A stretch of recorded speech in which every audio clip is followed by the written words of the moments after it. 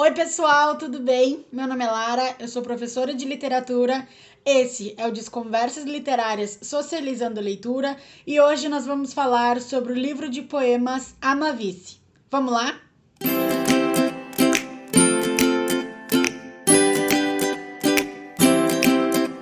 Essa semana estamos falando de Hilda Hilst, uma autora super completa, ficcionista, dramaturga, cronista e poeta, que publicou mais de 40 títulos. Nosso maior foco e interesse aqui é a análise de poemas, pois é assim que vocês vão encontrar Hilda nas provas de Enem e de vestibular. Amavice foi publicado em 1989, sem nenhuma ilusão da autora quanto à receptividade de seu trabalho. Afinal, Hilda Hilst era muito conhecida, porém pouco lida. Amavice, a exemplo de obras anteriores, trata do intrincado processo de individuação do homem, passando pelo amor, pela loucura, até se chegar a Deus, figura na qual ela só nomeia como Deus, mas não acredita que haja, de fato, uma entidade.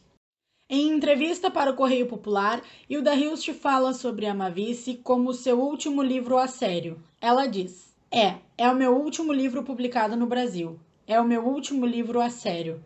Não vou publicar mais nada nesse sentido. Posso continuar escrevendo, quando morrer, talvez alguém publique em algum lugar, mas não vou publicar mais nada, porque considerei um desaforo o silêncio. O editor não fez nada para que leiam os autores brasileiros. É uma despedida mesmo. Aqui ela anuncia o fim de seus livros poéticos para dar continuidade ao seu trabalho de uma outra forma. A entrevista pode ser encontrada no site do Instituto Hilda Hilst ou no livro Fico Besta Quando Me Entendem, um compilado de entrevistas de Hilda. O título do livro diz muito sobre as suas obras também, pois por muito tempo a crítica considerou Hilda como uma autora difícil, em função da dificuldade de compreensão que muitas vezes os seus poemas apresentavam para os leitores. Amavice, que nomeia o livro de poesias, é uma palavra latina que, se traduzida, quer dizer ter amado. Isso diz muito sobre os poemas que compõem o livro. Mais uma vez, Hilda produziu uma obra intensa, lírica e extremamente intimista. Então vamos entender como isso ocorre analisando alguns de seus poemas. Vamos começar pelo poema 2. Como se te perdesse, assim te quero. Como se não te visse, favas douradas sob um amarelo, assim te apreendo brusco, inamovível e te respiro inteiro. Um arco-íris de ar em águas profundas. Como se tudo mais me permitisses, a mim me fotografo nos portões de ferro, ocres altos e eu mesma diluída e mínima no dissoluto de toda despedida. Como se te perdesse nos trens, nas estações ou contornando um círculo de águas, removente ave, assim te somo a mim, de redes e de anseios inundada. Os versos presentes no poema retratam uma paixão profunda com uma entrega sem fim por parte do eu lírico, que podemos observar nos versos: te quero, te apreendo brusco, te respiro inteiro, te somo a mim. Mais uma vez, temos um poema extremamente intenso. A composição do poema é erótica, e ao repararmos nas expressões sensuais utilizadas, principalmente em assim te apreendo brusco, te respiro inteiro e te somo a mim, podemos compreender uma certa sensualidade implícita. Há também um exagero, um desejo de posse nesses versos de trazer o outro para si e tomá-lo para si. Um ponto interessante de observarmos é que no poema temos a presença de 3 elementos naturais: o fogo, o ar e a água. O fogo pode ser lido no verso favas douradas sob um amarelo, que transmite calor por meio das palavras, tornando a lírica mais intensa. O ar e a água são encontrados no verso um arco-íris de ar em águas profundas, que, para além do fato de termos as palavras ar e água presentes no verso, temos a formação do arco-íris, que é a junção simultânea da água e da iluminação do sol. O arco-íris se forma no ar, se dá quando está chovendo e quando tem a luz do sol. O fato desse verso formar um monóstico, isto é, uma estrofe de um único verso, faz com que seja dada uma atenção especial para ele, pois além da estética e da estrutura do poema, forma-se aí uma imagem que auxilia na interpretação e no entendimento do poema. Essa mistura carrega consigo uma significação bem relevante. A água remete aos sentimentos, emoções, e o Sol ao calor e à intensidade dessas emoções. Como resultado dessa junção, a gente tem o arco-íris, que por si só é algo impalpável, não conseguimos pegar. Assim é a emoção, o amor e os sentimentos de uma forma geral. No poema, então, temos a junção da beleza do arco-íris, o impalpável do ar e a profundeza das águas, que representam os amores e os desejos. Por fim, temos a dolorosa despedida presente na penúltima estrofe, que dissolve, dilui esse eu lírico que tem que se despedir do amado. Além disso, novamente a referência do símbolo de emoção aparece, representado pela água, em que o eu lírico se vê preso nas redes de desejos e anseios que tomam conta dele e o inundam. O próximo poema que nós vamos ler é o poema 16. Devo viver entre os homens se sou mais pelo, mais dor, menos garra e menos carne humana? E não tendo armadura e tendo quase muito do cordeiro e quase nada da mão que empunha a faca, devo continuar a caminhada? Devo continuar a te dizer palavras se a poesia apodrece entre as ruínas da casa que é a tua alma? Ai, luz que permanece no corpo e cara, como foi que desaprendi de ser humana?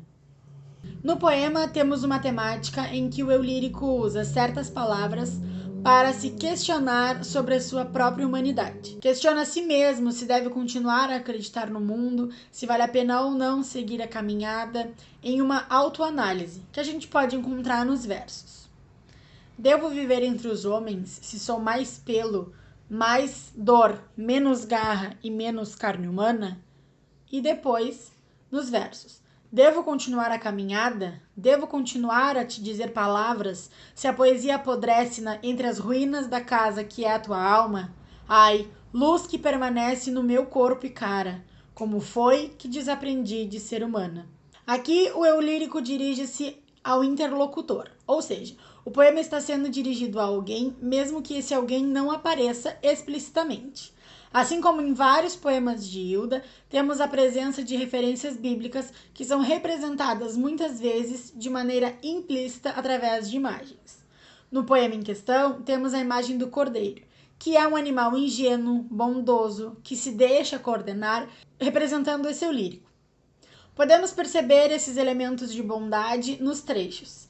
E não tendo armadura, ou seja, acaba por deixar ser ferido, e tendo quase muito do cordeiro, que é a bondade e a ingenuidade, e quase nada da mão que empunha a faca, alguém que não machuca, que não mata. Temos um sujeito que tem as suas falhas, assim como qualquer pessoa, mas que enxerga que o mundo não é bom e mesmo assim acredita nele. Na continuação, temos questionamentos acerca de suas atitudes para com o outro, em que o eu lírico se pergunta: devo continuar a te dizer palavras se a poesia apodrece entre as ruínas da casa que é a tua alma? Ou seja, ele se questiona: devo continuar a falar palavras boas, palavras poéticas, se elas apodrecem dentro de ti? O eu lírico possui a consciência de ser um alguém que ama, um alguém que é bom, um alguém que tem sentimentos. E essa percepção causa sofrimento nele, pois a partir da realidade em que ela encontra esse mundo, ela finaliza o poema se questionando: como foi que desaprendi de ser humana? Vamos então para a leitura e análise do último poema desse vídeo, que é o poema número 18. Será que apreendo a morte, perdendo-me a cada dia no patamar sem fim do sentimento? Ou, quem sabe, apreendo a vida, escurecendo anárquica na tarde? Ou, se pudesse, tomar para o meu peito a vastidão, o caminho dos ventos, o descomedimento da cantiga? Será que apreendo a sorte, entrelaçando a cinza do morrer ao sêmen da tua vida? No poema, conseguimos perceber que logo na primeira estrofe temos a morte e a vida, elementos que normalmente são apontados como opostos. Quanto à morte, o eu lírico se questiona: será que ele vai conseguir apreender, ou seja, compreender a morte, se dia a dia ele se deixar ser tomado pelo sentimento? Será que mergulhando nesse sentimento sem fim ele vai compreender o que é a morte? Na sequência, ele se pergunta se conseguirá apreender a vida por meio de escurecendo anárquica na tarde, em que esse verso passa a ideia de incerteza, Ou seja, será que ele vai compreender a vida através da falta das certezas que são pré-determinadas? Ou então ele ainda se questiona, será que eu vou conseguir compreender a vida a partir da liberdade? Essa liberdade a gente pode identificar nos versos. Tomar para o meu peito a vastidão, o caminho dos ventos, pois os ventos representam a liberdade, eles não podem ser aprisionados. Por fim, nós temos o descomedimento da cantiga. A cantiga aqui pode ser entendida como um sinônimo de palavra e palavra, por sua vez, como um sinônimo de poesia, ou seja, uma poesia descomedida, desproporcionalmente grande, algo exagerado. Além disso, o eu lírico se insere no poema por meio do uso do verbo em primeira pessoa do singular, apreendo, e a partir dos pronomes me, presente em perdendo-me, e o pronome possessivo meu, presente em tomar para o meu peito a vastidão. O eu lírico deseja coisas sem medidas, ou seja, coisas que estão para além do habitual, que podemos identificar no poema através dos versos. Sem fim do sentimento, tomar para o meu peito a vastidão, o caminho dos ventos, o descomedimento da cantiga. Esse sentimento de imensidão, então, está vinculado tanto à morte quanto à vida para esse eu lírico. Na segunda estrofe, a gente tem o mesmo começo da primeira, será que apreendo? Aqui a gente consegue ter uma ideia de paralelismo, que é uma sequência de expressões com uma estrutura simétrica. Temos paralelismo quando a gente tem um encadeamento harmonioso e lógico entre as diferentes partes do texto, ou da oração, que podemos identificar em será que apreendo a morte? Será que apreendo a sorte? Que acaba dando uma fluidez para o poema, bem como proporciona uma musicalidade. Para saber um pouco mais sobre paralelismo e principalmente paralelismo na literatura, vocês podem conferir o primeiro vídeo dessa semana, que está intitulado como Vida e Obra de Hilda Hilst, Análise de Poemas, do livro Presságio. Tudo o que foi desenvolvido na primeira estrofe sobre morte e vida está na segunda estrofe de maneira condensada, em que o morrer e o viver estão associados à sorte. A sorte possui um sentido de destino aqui, ou seja, o destino em relação às expectativas que possui na sua vida ao longo da sua caminhada.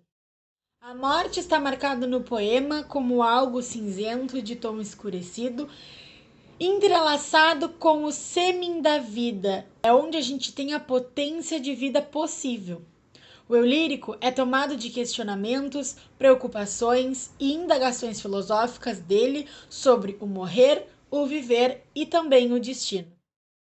Então é isso, pessoal. Muito obrigada. Eu espero muito que vocês tenham gostado. Não esqueçam de curtir, de comentar, de compartilhar com os amigos, de se inscrever no canal e principalmente de ativar as notificações. Porque amanhã é o nosso último vídeo sobre a autora Hilda Hilst. Porém, na semana que vem teremos outro professor falando de outro autor e trazendo mais informações para que vocês possam estudar, tá bom? Muito obrigada, um beijo e até amanhã!